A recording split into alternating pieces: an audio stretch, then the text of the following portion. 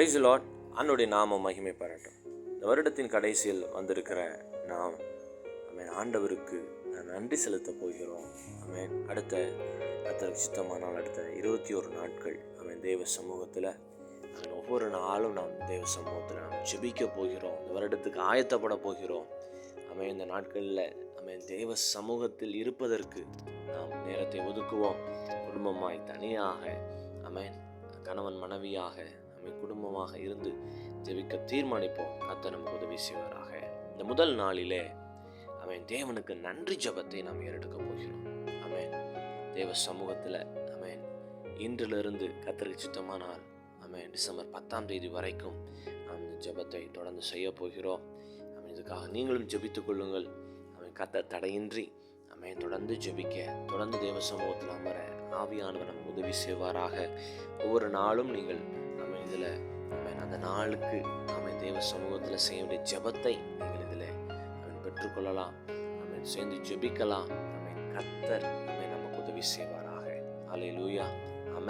இந்த முதல் நாளிலும் தேவனுக்கு நன்றி ஜெபத்தை நாம் ஏறெடுக்க போகிறோம். தேவ சமூகத்தில் இந்த வருடம் முழுவதும் அவர் நமக்கு செய்த எல்லா நன்மைகளும் நினைத்து நன்றியோடு ஆண்டவர் சமூகத்தில் நாம் துதிப்போம். அவர் பாதத்தில் நாம் அமர்ந்து அவருக்கு மகிமை செலுத்துவோம், அவருக்கு நன்றி செலுத்துவோம், அவருக்கு ஸ்தோத்திரங்களை செலுத்துவோம். இதற்கு ஆதாரமாக 103ஆம் சங்கீதத்தின் புஸ்தகம் 103ஆம் சங்கீதம், அதில் ஒரு சில வசனங்களை உங்களுக்காக நான் வாசிக்கிறேன். தாவீதின் சங்கீதம் இது. தாவீது இப்படியா எழுதுகிறார்: என் ஆத்துமாவே கர்த்தரை ஸ்தோத்திரி, என் முழு உள்ளமே அவருடைய பரிசுத்த நாமத்தை ஸ்தோத்திரி. என் ஆத்துமாவே கர்த்தரை ஸ்தோத்திரி, அவர் செய்த சகல உபகாரங்களையும் மறவாதே. ஆத்துமா தேவனுக்கு நன்றி செலுத்த வேண்டும். அவர் செய்த சகல உபகாரங்களையும் நாம் மறவாதபடி ஆண்டவருக்கு நாம் நன்றி செலுத்துவோம். இந்த நாள் முழுவதும் தேவனுக்கு நன்றி சொல்லுங்க. இந்த நாள் முழுவதும் தேவனுக்கு ஸ்தோத்திரம் செலுத்துங்க. அவர் உங்களுக்கு செய்த எல்லா நன்மைகளையும் நினைத்து ஆண்டவரை துதிங்க பார்க்கலாம். ஆண்டவரை மகிமைப்படுத்துங்க பார்க்கலாம். அவர் உங்களுக்கு செய்த நன்மைகள், அவர் உங்களுக்கு செய்த உதவிகள், அவர் உங்களுக்கு பாராட்டின இரக்கங்கள், அவர் உங்களுக்கு அளித்த கிருபைகள், இவைகளை எண்ணி எண்ணி எண்ணி தேவனுக்கு நன்றி செலுத்துவோம், தேவனுக்கு மகிமை செலுத்துவோம். அவன் 3ஆம் வசனம் இப்படி சொல்லுகிறது: குற்றங்களை மன்னித்தார், நோய்களை சுகமாக்கினார். நம்ம பாவங்களை மன்னித்தார் அல்லவா, அக்கிரமங்களை மன்னித்தார் அல்லவா.